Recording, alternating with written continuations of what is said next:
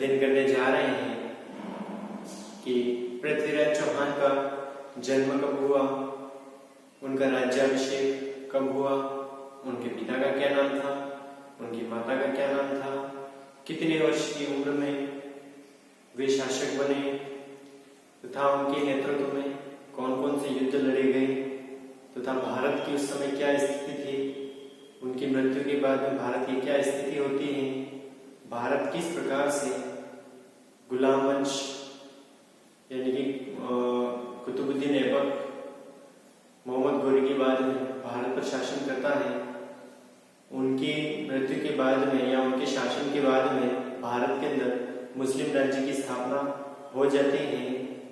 तो आज हम पृथ्वीराज चौहान के बारे में विस्तार से अध्ययन करेंगे। तो शुरू करते हैं हम आज अपना टॉपिक पृथ्वीराज चौहान तृतीय। ठीक है, पृथ्वीराज चौहान तृतीय का जो शासनकाल है वह 1177 से लेकर के 1192 ईस्वी तक रहता। 1177 ईस्वी से 1192 ईस्वी तक रहता है। तो हम पहले तो पृथ्वीराज चौहान के बारे में उनके जो प्रारंभिक परिचय है उसको देख लेते हैं। तो पृथ्वीराज चौहान का परिचय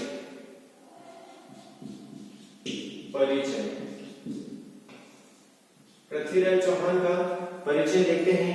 परिचय के अंदर उनका जन्म, उनकी माता पिता, उनका शासनकाल, उनकी पत्नी का नाम, ये सारी चीजें आती हैं। तो देखते हैं परिचय में इनका जन्म कब होता है। जन्म पृथ्वीराज चौहान का जन्म होता है 1166 ईस्वी में। कब होता है? 1166 ईस्वी में।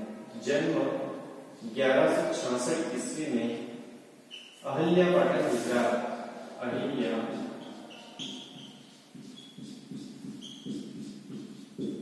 पाटन गुजरात।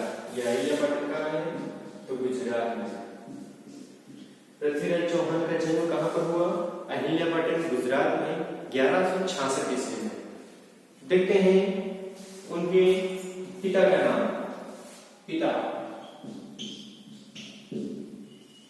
पिता का नाम है सोमेश्वर।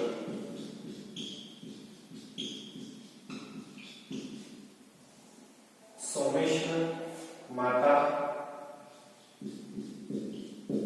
उनकी माता का नाम है कर्पूरी देवी। क्या नाम है?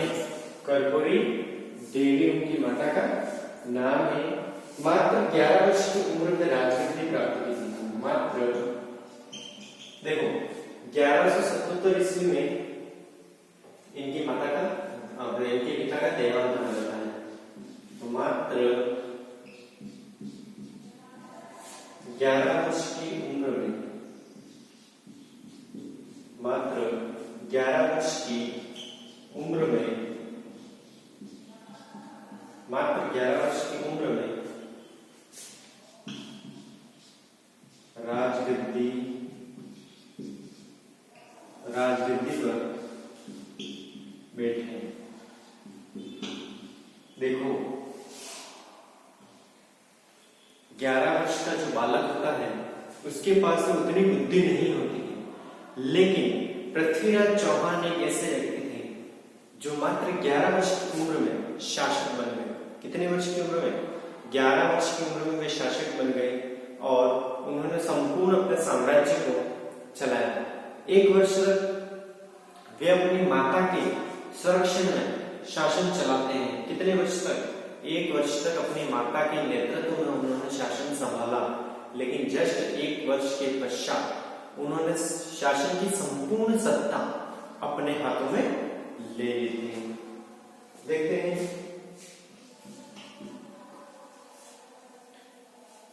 1178 ईस्वी में 1178 ईस्वी में 1178 ईस्वी में 1178 ईस्वी में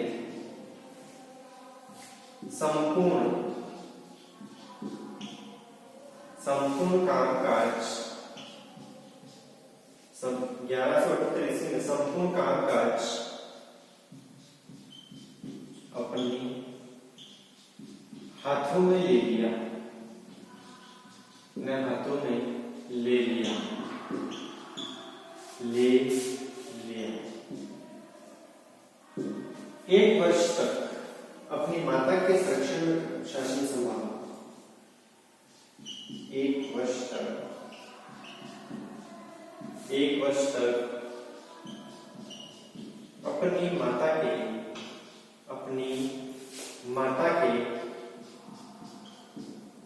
नेतृत्व में शासन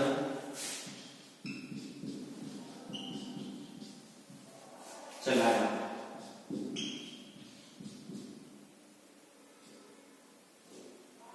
एक वर्ष तक तो वे अपनी माता के नेतृत्व में उन्होंने शासन चलाया था। उनकी माता जो है कर्पूरी देवी, उसने नेतृत्व किया था और शासन की बागडोर तो स्वयं उसकी माता के हाथ में थी, लेकिन एक उत्तरदायी शासक के रूप में ये छोटे थे, इस कारण उनकी माता के संरक्षण में इन्होंने शासन किया था।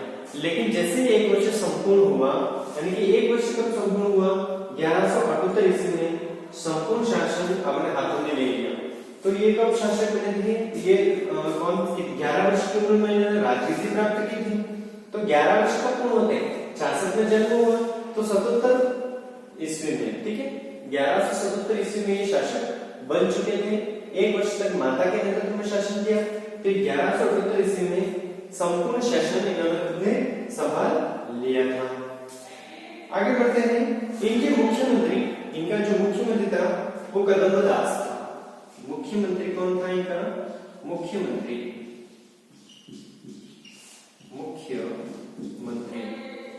जिस प्रकार से वर्तमान समय में जो मुख्यमंत्री और प्रधानमंत्री होते हैं, उस समय इनका भी जो मुख्यमंत्री था, तो इनके मुख्यमंत्री का क्या नाम था? कदम्ब दास। कदम्ब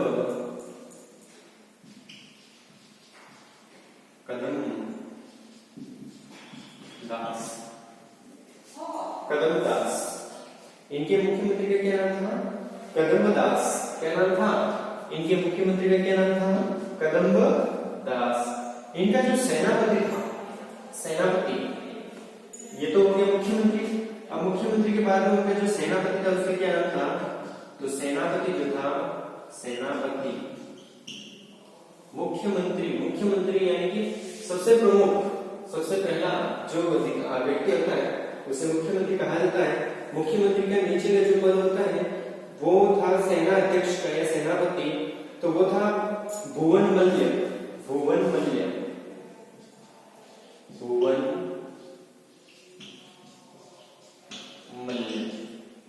कौन था सेनापति? भुवनमल्य उनका सेनापति था। ठीक है, एक बार पुनः उनका परिचय अपन दोहरा लेते हैं, इसके बाद अपन आगे बढ़ते हैं। तो इनका परिचय देखिए। इनका जो जन्म हुआ है 1166 ईस्वी में अहिल्यापाटन, गुजरात में इनका जन्म हुआ था। इनके पिता जो थे वो सोमेश्वर थे। इनकी जो माता है वो कर्पूरी देवी है। 11 वर्ष की उम्र में राजगद्दी पर बैठे, यानी कि 11 वर्ष की उम्र में आप देख सकते हैं 1177 ईस्वी में, ठीक है, 1177 ईस्वी में ये गद्दी पर बैठे थे। 1177 ईस्वी में संपूर्ण शासन उन्होंने अपने हाथों में ले लिया। 1 वर्ष तक अपनी माता के नेतृत्व में शासन चलाया था इन्होंने। इनके जो मुख्यमंत्री थे उनका नाम कदम्ब दास है और जो सेनापति है उसका नाम था भुवनमल्य। आप इसका स्क्रीनशॉट ले लीजिए, आप इसको नोट कर लीजिए ताकि अपन आगे बढ़ते हैं।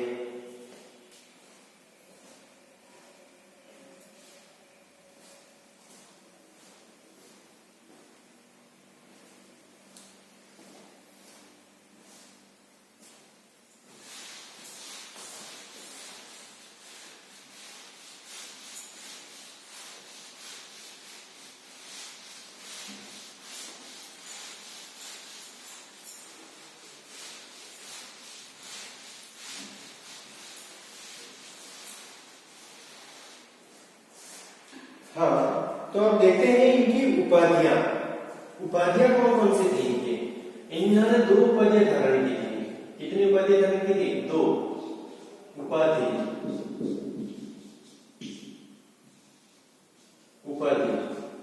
देखो इन्होंने कौन कौन सी उपाधियां धारण की थी? 2 उपाधियां धारण की थी, दलपंगुल और राय पिथोरा। कितनी उपाधियां धारण की थी? 2 उपाधियां धारण की थी। कौन कौन सी? दलपंगुल और राय पिथोरा, 2 उपाधियां हैं। दल पंगुल और दूसरी जो थी वो थी राय पिथोरा।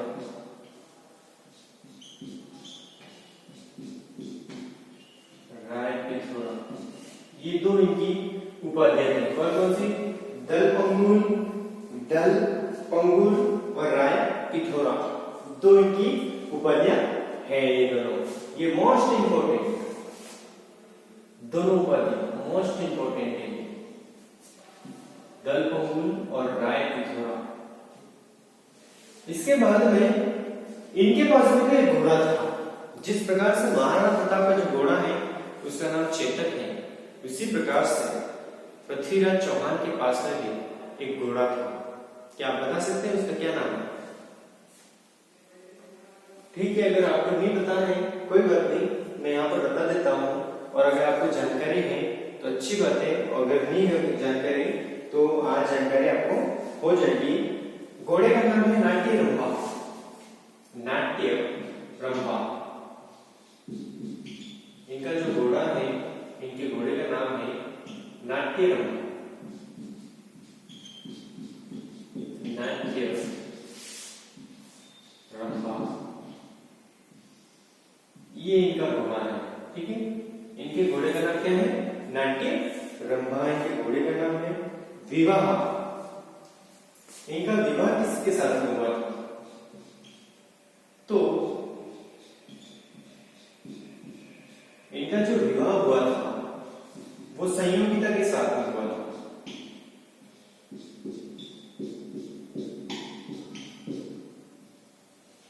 संयोगिता के साथ इनका विवाह हुआ था। इनकी पत्नी का नाम क्या है? संयोगिता नाम है। यह जो संयोगिता है वह गढ़वाल शासक कन्नौज, गढ़वाल शासक कन्नौज यानी कि कन्नौज का जो शासक था जयचंद गढ़वाल, इनकी पुत्री थी संयोगिता। और इस संयोगिता को स्वयंवर से उठा करके लाए थे पृथ्वीराज चौहान और इसके साथ में विवाह किया था। किसके साथ में? संयोगिता के साथ में। संयोगिता को स्वयंवर से उठाकर गढ़वाल शासक जयचंद की पुत्री थी। संयोगिता को स्वयंवर से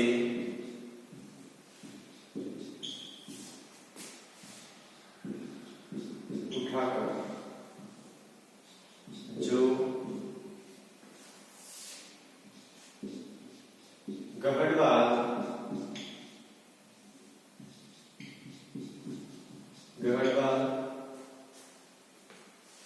शासक या कन्नौज शासक, जो गढ़वाल नरेश या गढ़वाल शासक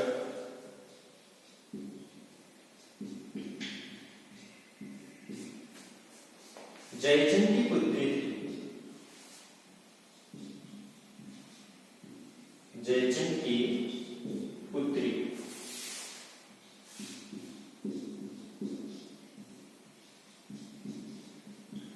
विवाह संयोगिता को स्वयंवर से उठाकर जो गढ़वाल शासक जयचंद की पुत्री थी। ठीक है, इनके साथ में इनका वैवाहिक जीवन बिताया, इन्होंने विवाह किया था। इन्होंने सेनापति आल्हा और उदा के सहयोग से संयोगिता को स्वयंवर से उठाया था। सेनापति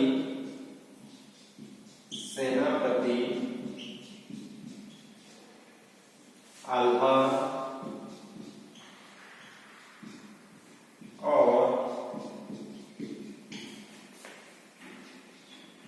उदा के सहयोग से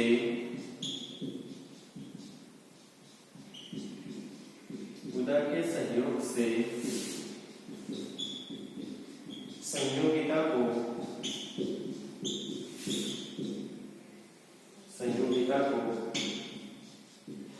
स्वयंवर से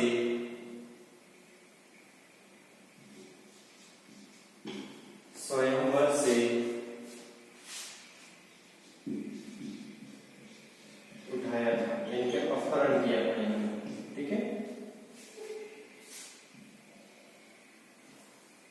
ये दोनों सेनापतियों ने इनका सहयोग किया था।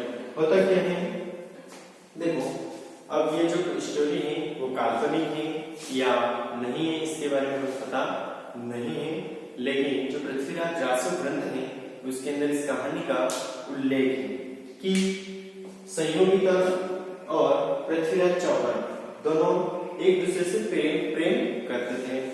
पहले से दोनों एक दूसरे को जानते थे, इनके बीच में पत्र व्यवहार होता था, ये दोनों एक दूसरे से प्रेम करते थे।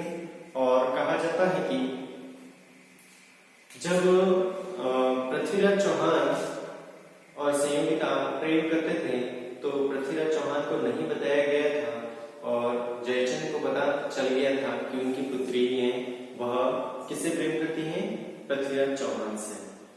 तो जयचंद ने अपनी पुत्री का स्वयंवर बुलाया, लेकिन इस स्वयंवर में भारत के संपूर्ण शासकों को और युवराजों को बुलाया था, लेकिन पृथ्वीराज चौहान को नहीं बुलाया। तो क्या होता है कि जो संयोगिता है वह पृथ्वीराज चौहान को पहले से सूचना दे देते हैं कि पिताजी ने स्वयंवर रचा है और आपको नहीं बुलाया है। तो और आपको नहीं बुलाया है वो बात तो ठीक है, लेकिन आपका अपमान करने के लिए एक लोहे की मूर्ति बनवाई है और जहां पर राजा महाराजा जूते खोलते हैं द्वारपाल की जगह पर आपकी मूर्ति स्थापित कर दी है इन्होंने लोहे की। तो पृथ्वीराज चौहान कहते हैं कि आपको चिंता करने की जरूरत नहीं है, आप चिंता मत कीजिए, वो जो लोहे की मूर्ति है उसके अंदर भी आपको स्वयंवर की माला जो है वो डालनी है और मैं वहां पर उपस्थित हो जाऊंगा, ऐसा कहते हैं पत्र व्यवहार के माध्यम से। और फिर जब स्वयंवर का आयोजन किया गया उस समय संयोगिता है वह सभी राजा महाराजाओं को छोड़ करके उस लोहे की मूर्ति के अंदर माला पहना देती है। तो माला पहनाने के बाद में वहां पर पृथ्वीराज चौहान पहुंच जाते हैं। पृथ्वीराज चौहान है वह वहां संयोगिता का अपहरण करके उसको उठा करके ले जाते हैं। तो जो जयचंद है वह आक्रमण कर देता है, तो उस आक्रमण का सामना अल्हा और उदय ये दोनों सेनापति के सहयोग से उन्होंने वहां से उठाया और ये दोनों सेनापति हैं उन्होंने उसके साथ में युद्ध किया और पृथ्वीराज चौहान दिल्ली से कन्नौज से अजमेर आ जाते हैं और यहाँ पर आकर के संयोगिता के साथ में विवाह कर लेते हैं, ठीक है। अब हम आगे बढ़ते हैं। दरबारी कवि, इनके जो दरबारी कवि थे वो कौन कौन थे? पृथ्वीराज चौहान के, आपने इसको नोट कर लिया होगा, ठीक है। आगे बढ़ते हैं। दरबारी कवि,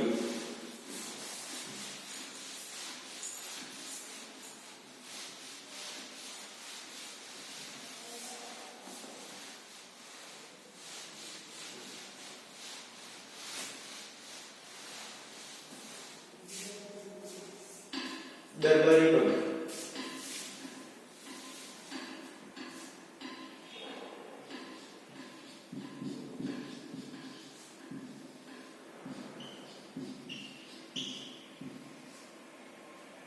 दरबारी कवि के दरबारी कवि चार थे।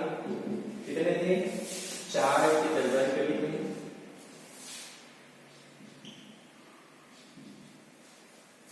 एक पहला जो है वो था, आपको पता होगा कौन? चंद बरदाई।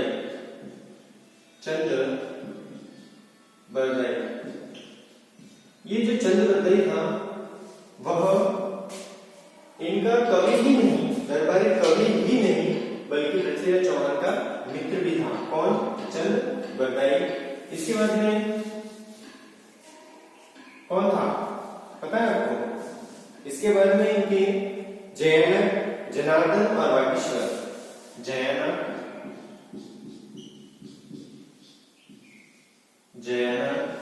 जनार्दन,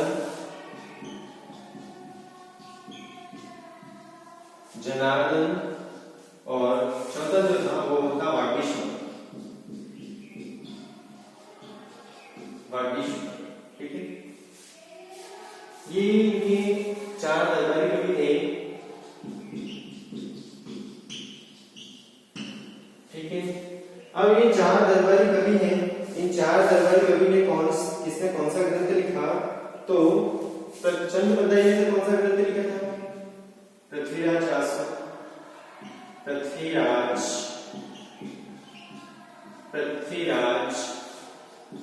रासो।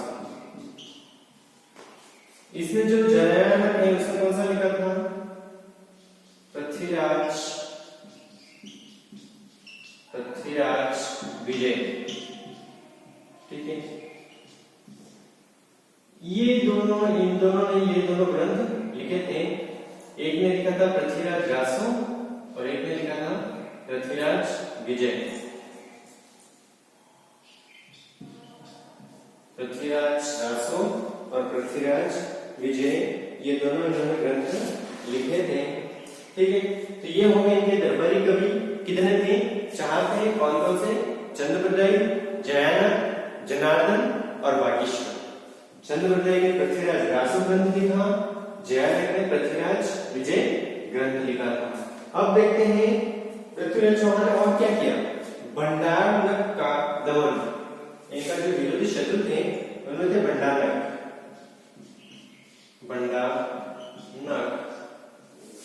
या भंडारनक का दमन। ये इनको उन्होंने दमन किया था 1182 ईस्वी में।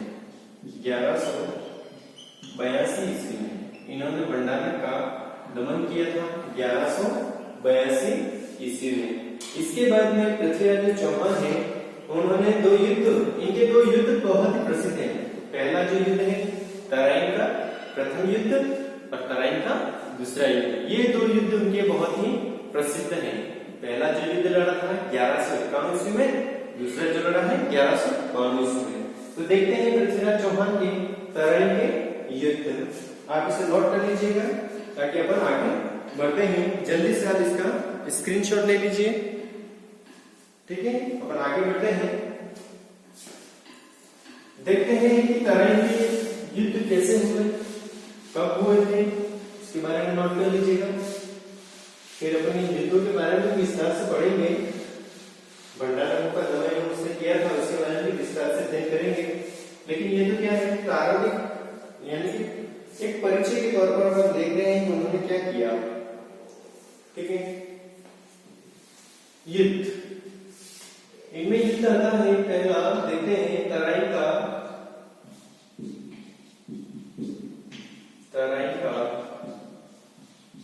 प्रथम युद्ध। तराइन का प्रथम युद्ध,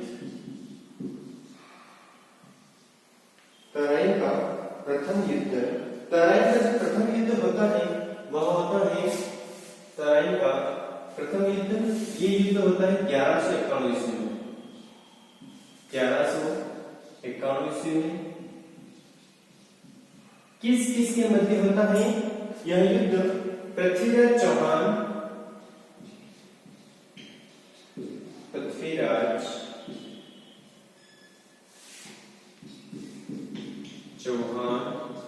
और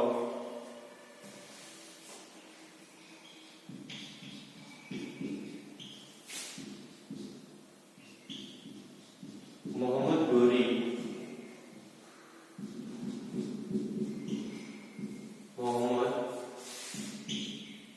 गोरी के मध्य, इसके मध्य हुआ तराइन का प्रथम युद्ध 1151 ईस्वी में। किसके मध्य? पृथ्वीराज चौहान और मोहम्मद गोरी के मध्य। इस युद्ध में क्या होता है? पृथ्वीराज की विजय होती है, यानी कि विजय किसकी हुई? विजय हुई।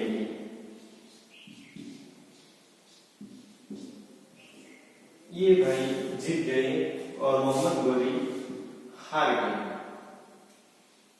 पराजय।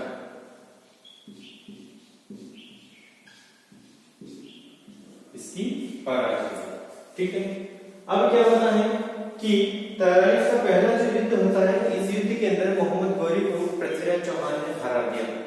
अब हराने के बाद में क्या होता है कि मोहम्मद गोरी हार मानने वालों में से नहीं था। वह एक बार पराजित हो गया, उसने पुनः प्रयास किया। जस्ट एक साल बाद 1192 ईस्वी में। तो तराइन का दूसरा युद्ध होता है 1192 ईस्वी में। तराइन का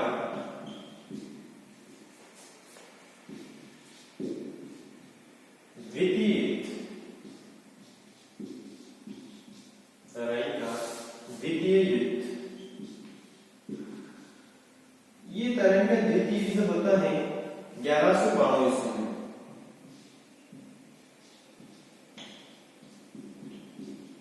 कब होता है? 1192 ईस्वी में तराइन का दूसरा युद्ध होता है। किसके मध्य होता है? पृथ्वीराज चौहान और मोहम्मद गोरी के मध्य। वही पृथ्वीराज चौहान, पृथ्वीराज चौहान और दूसरी ओर मोहम्मद गोरी।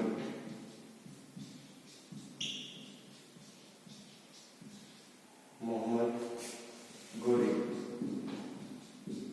इन दोनों के मध्य होता है।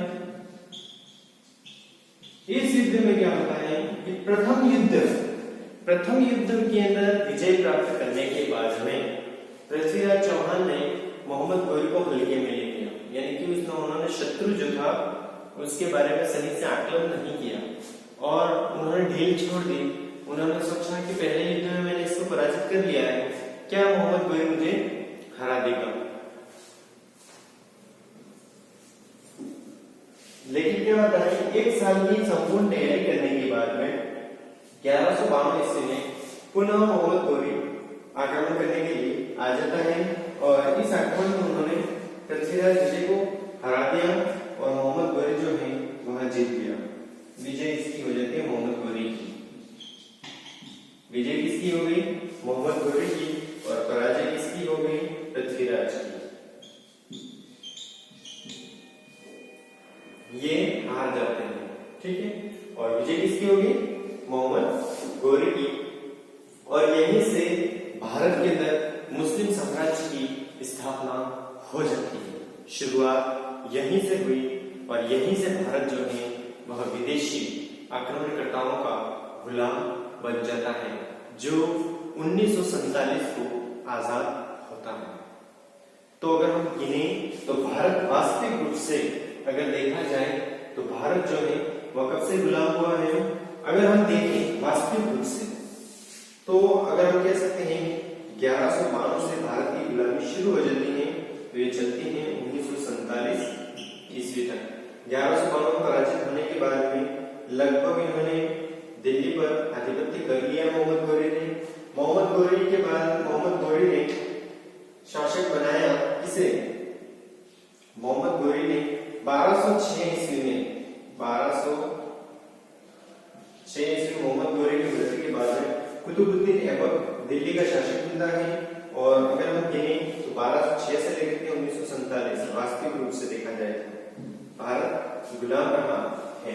तो इतने वर्षों की गुलामी कहां से शुरू हुई है? पृथ्वीराज चौहान की पराजय से भारत गुलाम हुआ तो 1947 में आजाद हुआ। भारत के शासकों ने बहुत प्रयास किया लेकिन वे भारत को आजाद नहीं करा पाए। ठीक है, आगे बढ़ते हैं। दोनों युद्धों को आपने नोट कर लिया होगा। अब आगे बढ़ते हैं और देखते हैं कि और क्या क्या हुआ है पृथ्वीराज चौहान के बारे में। ठीक है, मेरे साथ साथ में आप नोट करते रहिएगा ताकि आपके अच्छे खासे नोट्स भी बन जाएंगे जो आपको बहुत ही काम में आने वाले हैं। ठीक है, हर कॉम्पिटिशन एग्जाम में कहो या फिर अगर ऐसे जनरल नॉलेज की बात करूं या फिर सिलेबस के अकॉर्डिंग अगर हम बात करें तो भी हमारे काम की चीजें, इसको नोट कर लीजिएगा। और अगर आपके भी मित्र अगर कोई तैयारी कर रहे हैं किसी कंपटीशन एग्जाम की तो आप उन्हें भी कह सकते हो ये क्लास देखिए, वो भी उनके भी काम आएगी। देखो, तराइन का जो दूसरा युद्ध हो रहा था, कौन सा? तराइन का जो दूसरा युद्ध हो रहा था उस समय पृथ्वीराज चौहान के सामने, पृथ्वीराज चौहान को आत्मसमर्पण करने के लिए मोहम्मद गोरी ने एक दूत भेजा था। उस दूत का क्या नाम है? अक्सर कंपटीशन एग्जाम के अंदर ऐसे प्रश्न पूछे जाते हैं। तो किवाम उल मुल्क नामक एक दूत था, उसको भेजा था किसने? मोहम्मद गोरी ने पृथ्वीराज चौहान के पास में। तो तराइन के दूसरे युद्ध में, तराइन के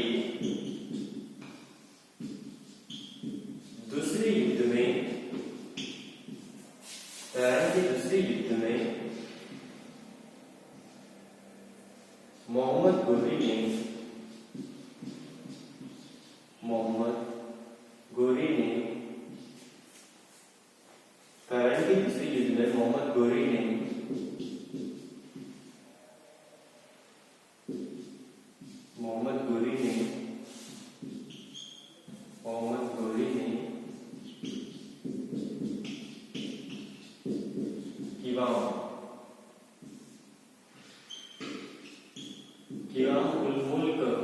क़िवाम उल मुल्क नामक दूध भेजा था। कौन सा दूध भेजा था? क़िवाम उल मुल्क। कौन सा दूध? क़िवाम उल मुल्क। कौन सा दूध? क़िवाम उल मुल्क नामक दूध भेजा था। किसने? मोहम्मद गोरी ने। किसके पास में भेजा था? तो पृथ्वीराज चौहान के पास में। क्यों भेजा था? क्योंकि उसने पृथ्वीराज चौहान को आत्मसमर्पण करने की बात कही थी। ठीक है, लेकिन पृथ्वीराज चौहान ने मना कर दिया। तराइन के दूसरे युद्ध में पृथ्वीराज चौहान का सेनापति कौन था? देखो, पहले सेनापति उनका भुवन मूल्य था, प्रधानमंत्री उनका जो मुख्यमंत्री था कदमदास था, लेकिन तराइन के दूसरे युद्ध में उनके सेनापति दूसरा था। क्या नाम था उसका? खंडेराव। क्या नाम था?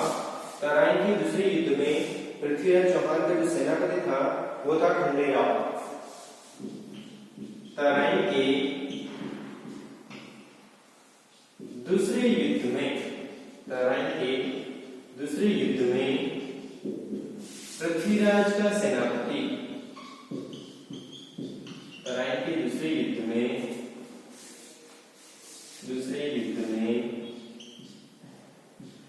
के दूसरे युद्ध में पृथ्वीराज का सेनापति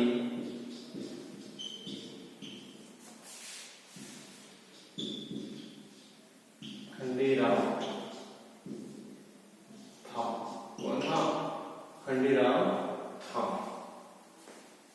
ठीक है, खंडेराव था पृथ्वीराज चौहान का सेनापति। इसके बाद आगे बढ़ते हैं। अजमेर का अंतिम प्रतापी शासक जिसने दिल्ली तक साम्राज्य का विस्तार किया था। अजमेर का अंतिम शासक, अजमेर के चौहानों का अंतिम शासक था पृथ्वीराज। अजमेर का अंतिम प्रतापी शासक था जिसने अपने साम्राज्य का विस्तार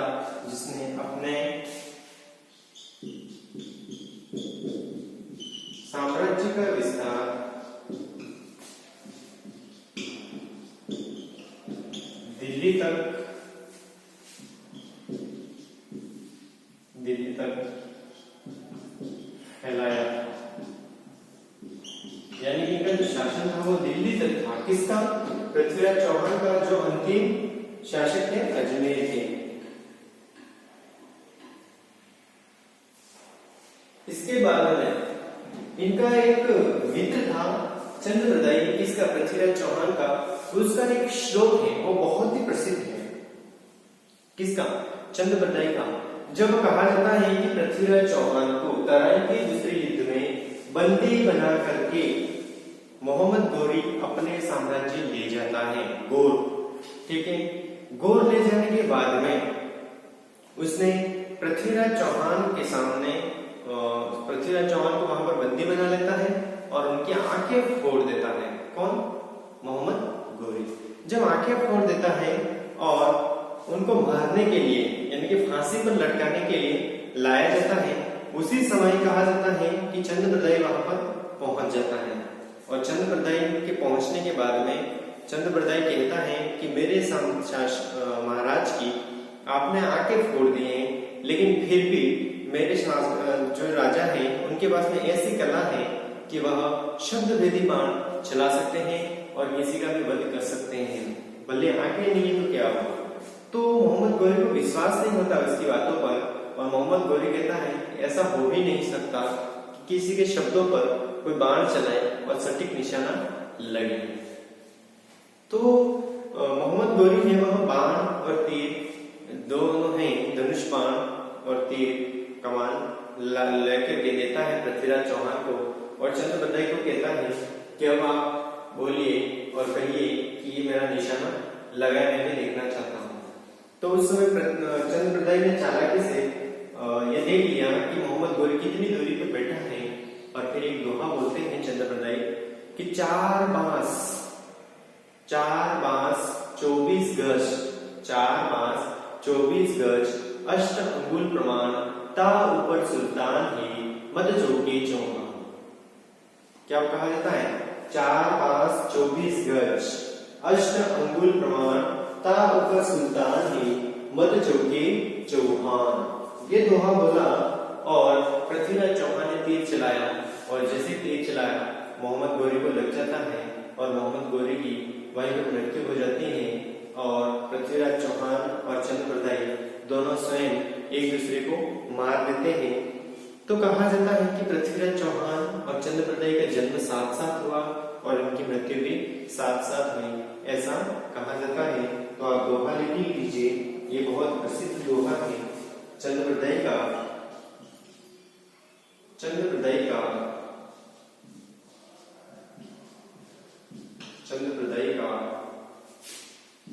दोहा।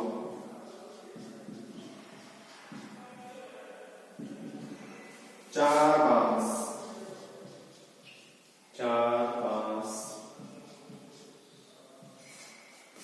24 गज, 4 बांस 24 गज,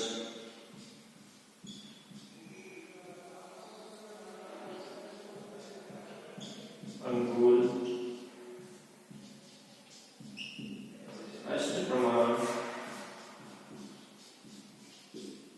4 बांस 24 गज, अंगुल, अष्ट प्रमाण, ता ऊपर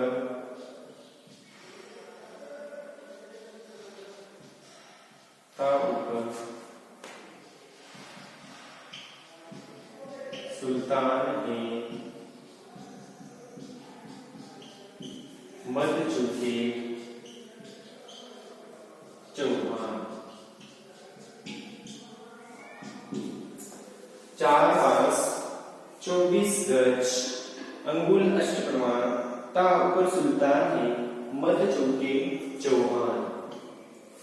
ठीक है, ये दोहा प्रसिद्ध दोहा है पृथ्वीराज चौहान और ये जो दरबारी कवि हैं चंद्रप्रदाई उनका।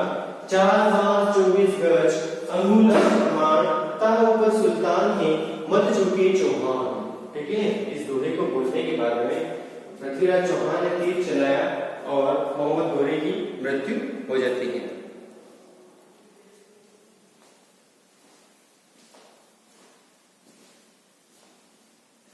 नोट कर लीजिए आप इसको ताकि अपन आगे बढ़ते हैं।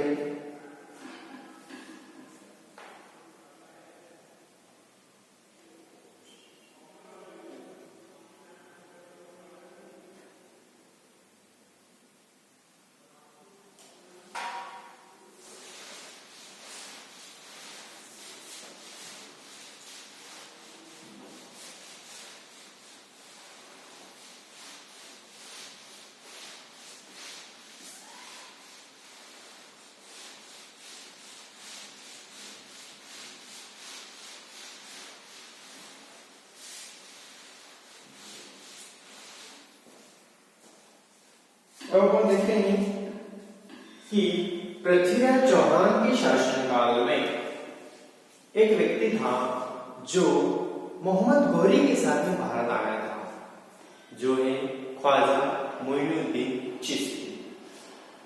ख्वाजा मोइनुद्दीन चिश्ती ने उनकी दरगाह कहाँ पर स्थित है? अजमेर में स्थित है। वहां पर प्रतिवर्ष उर्स का मेला होता है, और वहां पर जो उर्स का मेला होता है वहां की ध्वजारोहण कौन करता है? तो ध्वजारोहण भीलवाड़ा का गौरी परिवार करता है। ठीक है, तो आप नोट कर लीजिए कि पृथ्वीराज चौहान के समय पृथ्वीराज चौहान के समय पृथ्वीराज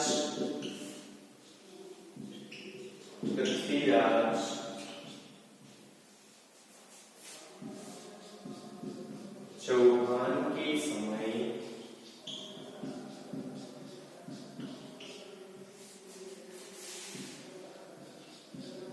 ख्वाजा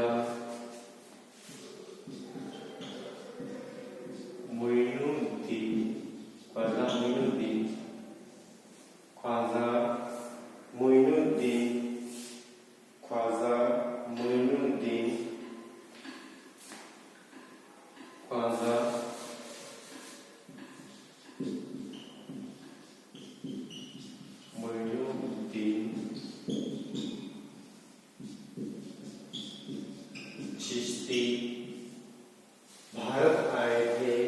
कहाँ आए थे? चिश्ती अजमेर आए थे।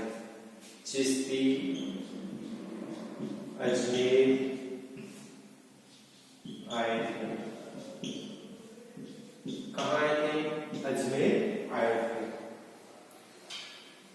ठीक है, इसके बाद में क्या होता है? तराइन का जो दूसरा युद्ध होता है, उस युद्ध में मोहम्मद घोरी का सहयोग कन्नौज के शासक जयचंद करते हैं। कन्नौज का जो शासक था जयचंद, उसने तराइन के दूसरे युद्ध में पृथ्वीराज चौहान का सपोर्ट न करके किसका सपोर्ट किया था? मोहम्मद घोरी का। क्यों किया था? क्योंकि वह बदला लेना चाहता था। किसके साथ में? पृथ्वीराज चौहान के साथ में। क्योंकि वो अकेला नहीं ले सकता था, अकेला पृथ्वीराज चौहान को नहीं हरा सकता था, इसलिए वह बदले की भावना से जयचंद ने घोरी का सहयोग किया और पृथ्वीराज चौहान पराजित हो गए थे। तो क्या होता है? 1194 ईस्वी में जो मोहम्मद घोरी ने उसने कन्नौज पर आक्रमण किया, जिसे चंदावर का युद्ध, जिसे क्या कहा जाता है? चंदावर का युद्ध कहा जाता है। इस युद्ध में कन्नौज के शासक जयचंद को मोहम्मद घोरी ने परास्त किया था। और फिर कहा जाता है कि 1194 में पृथ्वीराज चौहान का एक पुत्र था गोविंद देव। उस गोविंद देव ने रणथंभौर में चौहान वंश की स्थापना की थी। तो रणथंभौर के चौहानों की स्थापना किसने की थी? गोविंद राज ने की थी। ठीक है, तो आप मेरे साथ नोट कर लीजिए। मोहम्मद घोरी ने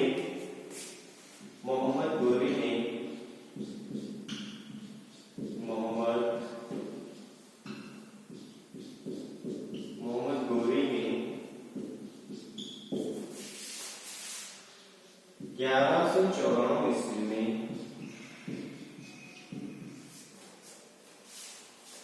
सौ चौरानवे ईस्वी में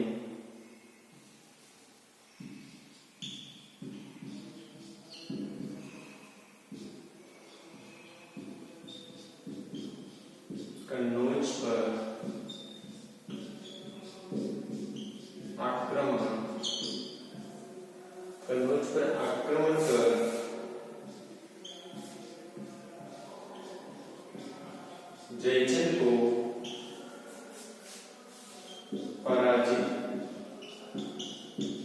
जयचंद को पराजित किया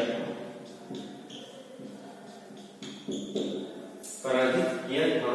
ठीक है,